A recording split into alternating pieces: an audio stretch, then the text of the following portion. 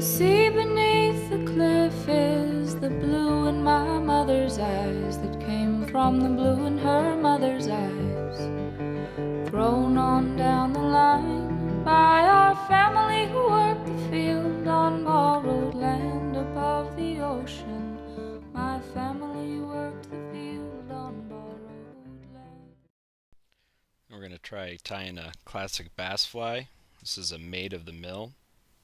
It's one of my favorite patterns, and you'll see why. And start by attaching the gut to the hook shank. I'm using primrose yellow gossamer, pretty heavily waxed. So as you start attaching your gut, just make sure that your legs of your gut strands are parallel with each other and the hook shank. And I tie it underneath the hook shank. You can tie it on the sides if you want. It'll help stabilize the wing if you are tying a feather wing. Just personal choice only. There's no real right or wrong way to do that. So as I work my way down the hook shank, I just like to make sure it's incredibly tight wraps and they're side by side. You want to build a nice foundation. Especially if you're going to fish this fly, you would really want to make sure that it's tied down nice and tight, edge to edge wraps, and like some vintage flies, they're tied with even a heavier thread for the underbody, and then also varnished. So just keep making your way down, and then when you get to about the hook point, you're going to want to stop there. There was actually a knot in the thread where they had connected two different pieces of silk there, so I was just cutting that out. And periodically, as you're going down, just make sure your legs are underneath the hook shank. So tweak them back into place if they need to be moved at all.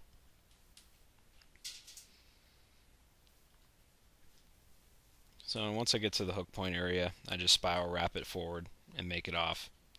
And then I'm just spreading out the gut loop there, trying to make it have the eye shape. So once you're ready, cut off a piece of tinsel. This is a small oval gold. And I'm tying it in. Nice tight wraps going down edge to edge. I do about 3 wraps back up the hook shank once I get it tied to the point that I want, and then I spiral wrap it up, and that gives you a good foundation to put about 3 wraps of tinsel down.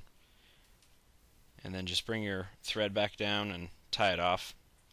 It's kind of tricky doing that. You just need to figure out what works for you to tie it off. It's anytime you're tying anything off when you're tying in hand, it's just a little harder than in a vise, but once you get the hang of it, it's not too bad.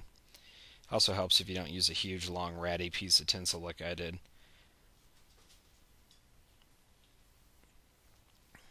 So once you get up to that point of the hook point on the hook shank, you're gonna just tie it off really well. And then I actually went back down the shank and stopped maybe 1 or 2 wraps from the tinsel, and then went back up the shank, just trying to help create some taper in the tag.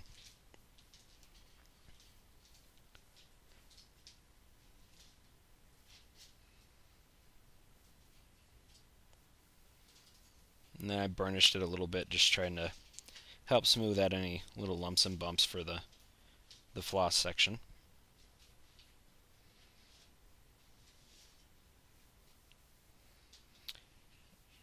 And the tag uses a brownish red floss.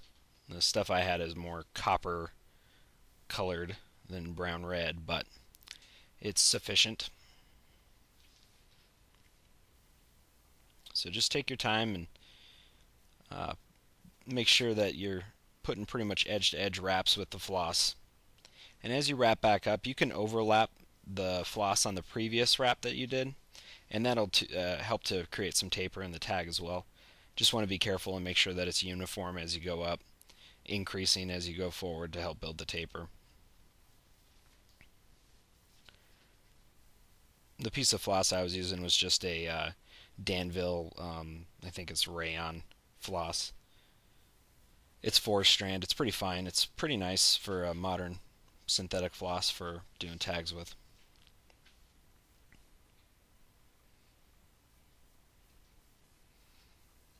So tie that down. And that stuff's pretty slick, so you really want to make sure your thread was waxed really well. And you're putting down quite a few wraps just to hold it in place.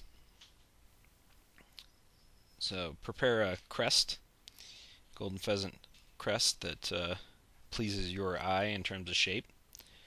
This is actually one of the transition kind of feathers that's from the very underside of the head of a golden pheasant. They have a really cool shape and they're very flat and cupped. I really like them. The only bad thing is when you're looking at the fly, it looks really cool, but when you take a picture of it, it doesn't look so good because it tends to be a very flat cup-shaped feather. So to prepare that, what I do is I just trim off any of the pieces that are going to be where I'm tying it off, so that gives some little nubs for the thread to catch onto. And then also I push against the backside of the feather and kind of put in a hump into it, a little curvature, so that way when you tie it on, it doesn't push the crest up in a unpleasing manner. So you kind of exaggerate that, so that way when you do tie it on, it goes right into the position that you want it to. So the next step is tie on a piece of large gold oval is what I'm using here. And usually at that point too, if you're using a few feet of silk at that, you're going to need to tie on a new section there, so do that if needed. Then I'm using some Pearsall's stout white underbody salmon silk floss to build up the underbody. It's really heavy, thick stuff. It's not multiple strands, but it's a lot of filaments of silk, so you really want to try to flatten that out as much as you can. It has a slight twist in it throughout the entire length. So as you're wrapping it, if you just kind of untwist or just roll it in your fingers, you can take that twist out. You don't have to, really, stroke it through your fingers like you do a lot of other silks. It's really thick stuff, and since this is a fur body fly, we're just kind of looking to bulk up this bit a little tiny bit in comparison to how it is now. It's probably, after you wrap it, it's probably about 3 layers worth of gossamer thick. So it's not a whole lot, it just helps a little bit.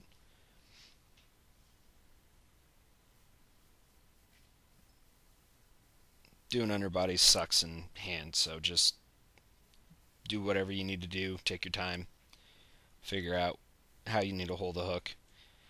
You can see I'm, holding it from the front just because it sometimes helps and is easier to wrap it going forward that way. I'm not really overlapping it a whole lot, maybe a little tiny bit just to help build some taper, but more or less just edge to edge. Like I said, I'm just trying to give it a little bit of bulk. Tying in your tinsel, the full length, will also help build up a little bit of bulk into the body, and any other materials too.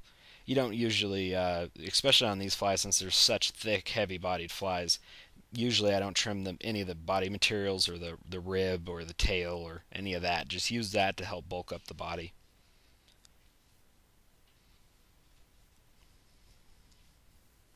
So once you get up there, just go ahead and trim that out. I try to trim it at an angle, that way you don't have an abrupt tie-off point. And also, as I get up towards the head too, I'll really try to flatten that floss out, so that way it's not a lump at the front.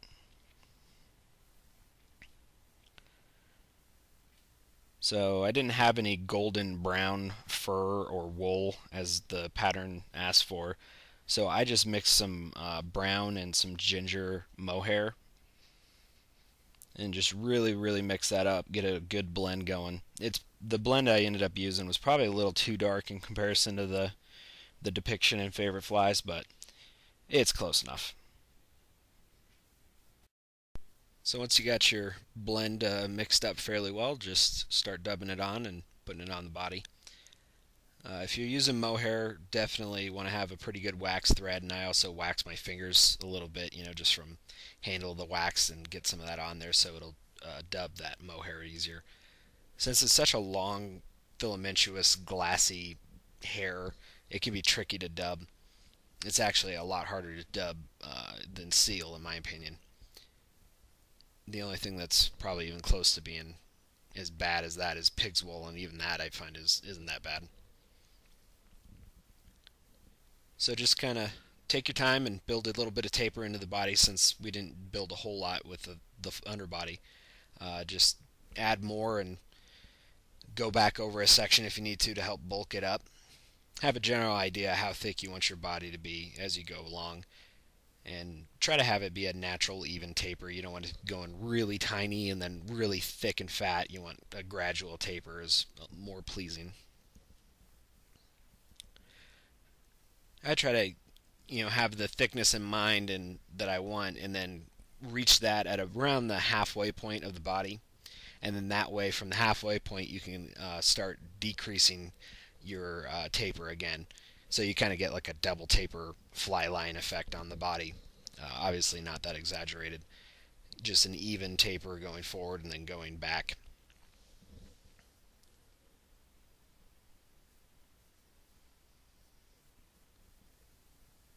So I'm just decreasing the amount of dubbing that I'm putting on there. And as I get up really close to the throat area, I'm pretty much just putting on enough just to color the thread. And I'm really trying to get that dubbed on there as tight as possible too, since it is such a long fiber fur.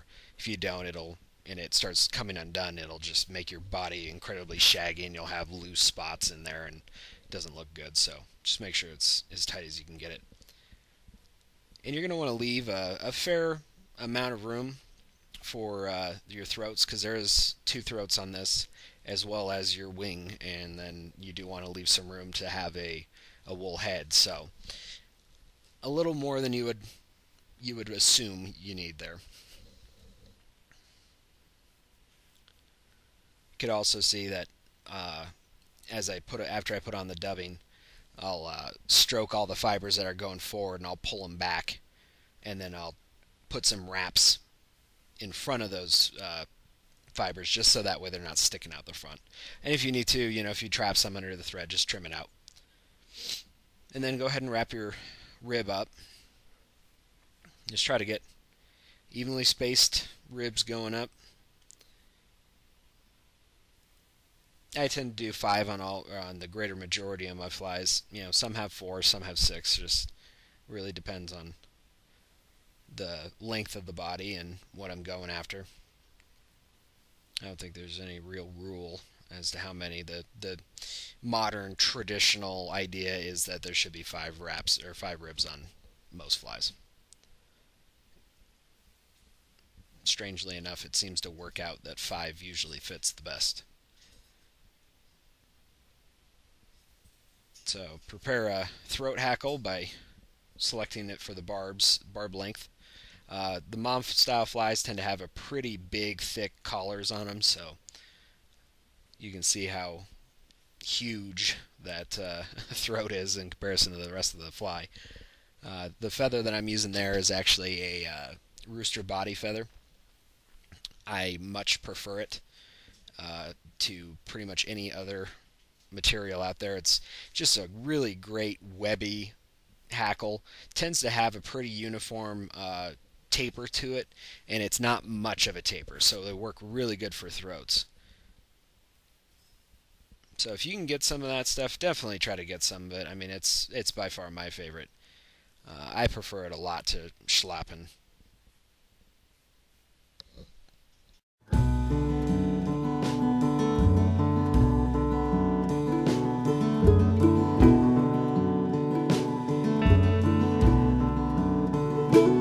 All the back roads, all the highways, distant countries that I